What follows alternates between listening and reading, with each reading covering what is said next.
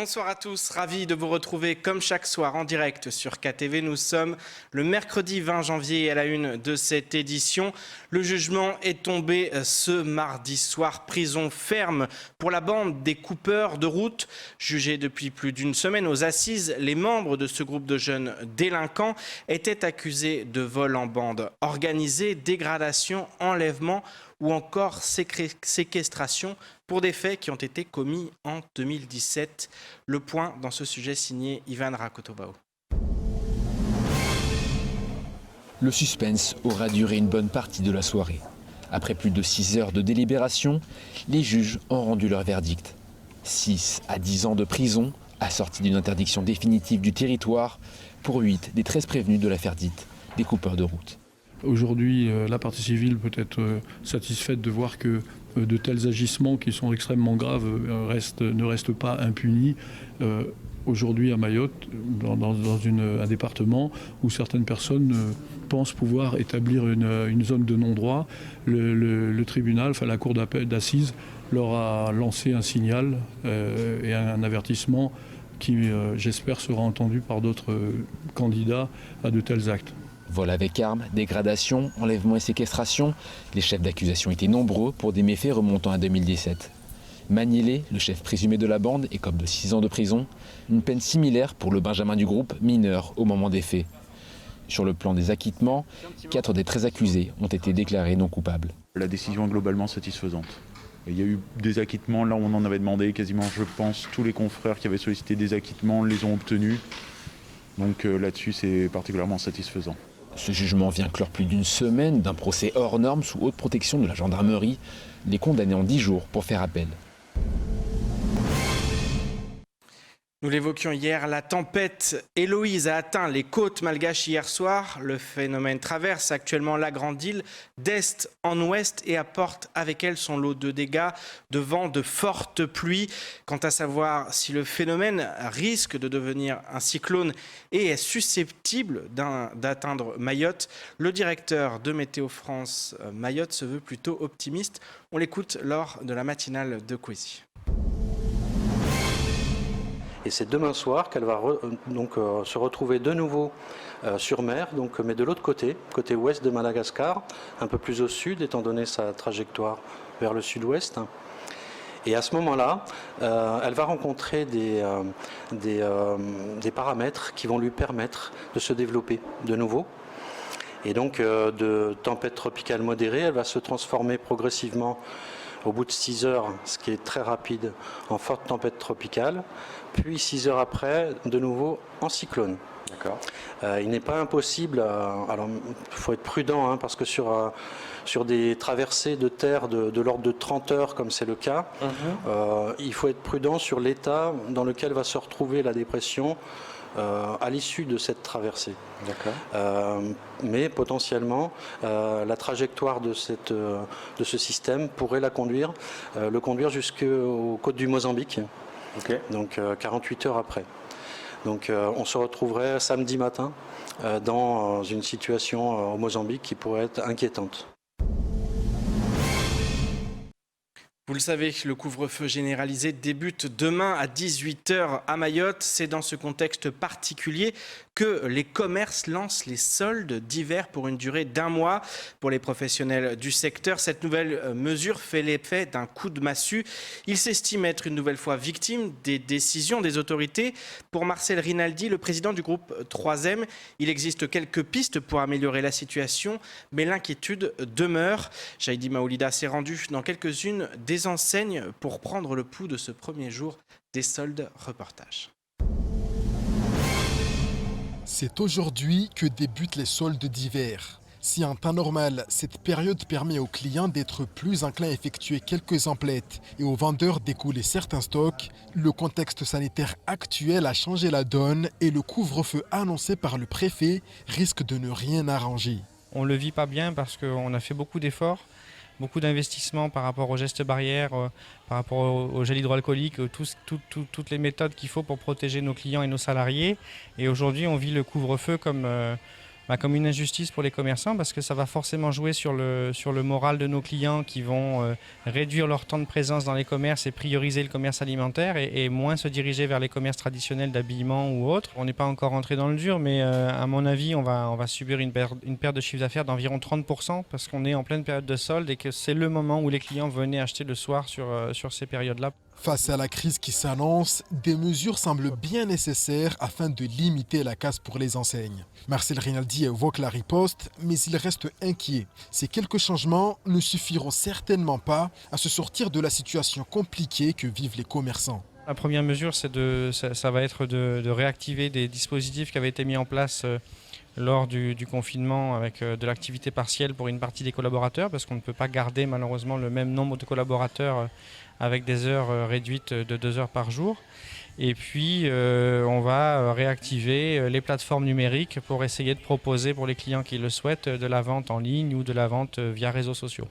Ça reste très marginal par rapport au chiffre d'affaires et ça ne suffit pas à payer les charges qui sont normalement payées par un chiffre d'affaires de magasin. L'amortissement d'une boutique, elle ne va pas s'amortir sur de la vente numérique. Chez les vendeurs également, le moral n'est pas au beau fixe. Ces derniers ont du mal à exercer le cœur de leur métier. La clientèle se fait moins présente et les interactions avec le public manquent malgré toutes les dispositions prises. À Mayotte, les gens ne sont pas trop habitués à acheter en ligne. Les gens ils ont l'habitude de venir dans le magasin, essayer, toucher.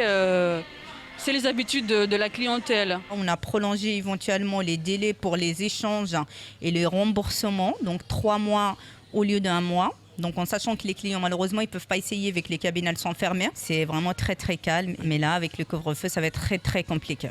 Évoquant les récents événements dans des restaurants à Kombani et Pamandi, Marcel Rinaldi a fustigé l'insécurité sur le territoire qui n'arrange rien à la situation. Les professionnels du secteur espèrent désormais un avenir plus radieux. Les soldes d'hiver prendront fin le 16 février.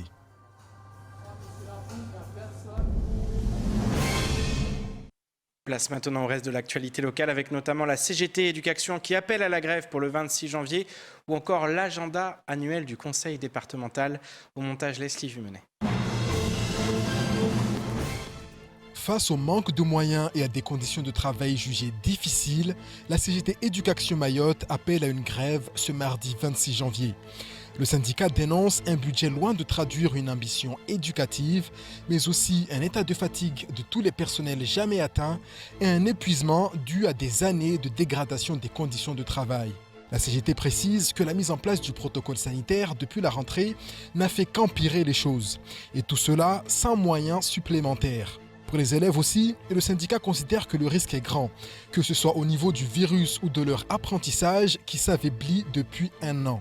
Il ou elle continue à s'entasser dans des classes surchargées au mépris des conditions sanitaires, à subir les retards accumulés sans le moindre allègement de programme, précise le communiqué. De son côté, le recteur rappelle qu'aucun cluster n'a encore été détecté dans un établissement scolaire de l'île. Dimanche matin, un énorme morceau de satellite américain s'est écrasé à Madagascar. Le bruit de la chute de l'imposant objet a interpellé les habitants de la commune d'Antongo-Païta qui sont restés bouche bée devant cette découverte. Une fois prévenus et arrivés sur les lieux, la brigade de la gendarmerie malgache a sécurisé la zone avant que les débris du satellite ne soient emportés. Le morceau proviendrait de la branche d'un satellite américain du projet LOAN qui avait pour but de propager l'accès Internet dans les zones reculées de cette partie du monde. Il est parfois possible que des parties de satellites tombent sur Terre, étant donné que la plupart d'entre eux ne sont jamais rappelés par ceux qui les ont mis en orbite. Heureusement, aucun dégât humain ou matériel n'a été causé, juste un choc pour les habitants de ce petit village du nord-est de la Grande Île. Tous les ans, à la même période, le conseil départemental publie son agenda papier annuel. Il rassemble un semainier de l'année et des informations pratiques sur le territoire et l'institution départementale. Trombinoscope, liste des instances départementales, parlementaires, maires, mais aussi les services de l'État. Les données démographiques et historiques sur l'île sont aussi présentées. Cette nouvelle édition propose également 3 cahiers thématiques d'une 20aine de pages. On retrouve d'abord Départementalisation 10 ans déjà, qui salue les avancées notables comme l'existence d'un rectorat et d'une agence régionale de santé de plein exercice, tout en rappelant que beaucoup reste à faire, notamment face à l'absence de convergence des droits sociaux. Les 2 autres cahiers se penchent sur le schéma d'aménagement régional et sur la nouvelle dynamique de la coopération régionale. Un mot de politique dans votre 19h. L'émission L'heure politique est de retour à l'aube des élections cantonales. L'équipe de Coésie souhaite vous présenter les candidats qui se présentent au scrutin pour un mandat départemental. Et ce matin, nous recevions la présentatrice de l'émission qui nous en dit plus sur les formats proposés. On l'écoute au micro de Léonard Audier. La campagne bat son plein effectivement dans les 13 cantons de Mayotte et comme on l'avait fait pour les municipales, eh bien Coésie s'est mis à l'heure des cantonales en permettant à chaque candidat de disposer d'un espace de parole pour se présenter. Donc c'est les portraits. On avait pris l'habitude tous les vendredis sur Coésie pendant les municipales de découvrir les portraits des candidats. Et bien ça y est, on recommence avec les candidats des cantonales ce vendredi. Le premier invité ce sera Fidou Abidi-Madi qui est candidat sur le canton de Bouéni, Cani-Kéli, puis un petit morceau de Bandrélé. Et puis on aura aussi quelque chose de nouveau pour les cantonales, c'est-à-dire que tous les vendredis à 19h30, juste après le journal télévisé de Pierre Bellucci, on retrouvera 2 candidats au cantonal de 2 cantons différents, de 2 partis politiques différents qui viendront sur ce plateau débattre d'une compétence, d'un thème, d'un sujet d'actualité qui concerne le conseil départemental. Et on termine cette édition avec les premiers de cordée. C'est ce dispositif qui est développé par le rectorat. Il est installé à Mayotte et destiné à pousser les jeunes vers les études supérieures. Le recteur Gilles Albou avait justement rendez-vous cet après-midi pour une réunion de travail afin de déployer les cordées au sein du lycée Younoussa Bamana, en présence notamment des représentants de la CCI et de certains professionnel. Ivan Rakotovao, il était sur place. Reportage. Ambiance studieuse au lycée Younoussa Bamana de Mamoudzou, où le recteur tenait une réunion de travail consacrée aux cordées de la réussite, un dispositif destiné à accompagner des jeunes vers les études supérieures. Ça consiste à déjà à identifier des élèves dès la classe de 4e et à les suivre de la 4e jusqu'à la terminale, mais même au-delà, pour leur permettre d'avoir tout au long de leur scolarité un accompagnement particulier autour de leur projet d'orientation, pour leur permettre de faire des choix qu'ils n'auraient pas fait s'ils n'avaient pas bénéficié des actions qui sont mises en place et qui vont être mises en place chaque année à leur destination. Ce dispositif qui prône l'ambition cible en particulier les élèves en manque de confiance. Et c'est de permettre aux jeunes de choisir des parcours ambitieux, parce qu'ils n'ont pas dans leur environnement proche des exemples qui leur permettraient de faire des choix de réussite et des choix ambitieux. Pour servir d'exemple, le rectorat compte justement sur ses partenaires du monde professionnel comme Namour Zidini, jeune directeur d'un cabinet de recrutement. Lorsqu'ils ont fait appel à moi, j'ai répondu avec plaisir parce que l'idée c'est qu'on arrive à tirer vers le haut des scolaires, des étudiants qui n'ont peut-être pas l'idée d'envisager certaines opportunités professionnelles. Donc leur ancrer cela dans la tête, leur dire que c'est possible, leur donner des exemples, puisque oui, on est des exemples pour pas mal de personnes. Les cordées de la réussite sont en cours de déploiement dans 23 établissements répartis sur tout le territoire. Et c'est ainsi que s'achève cette édition. Merci de nous rester fidèles sur KTV. Je vous donne rendez-vous demain dès 19h pour tout connaître de l'actualité locale. Excellente soirée sur Coésie.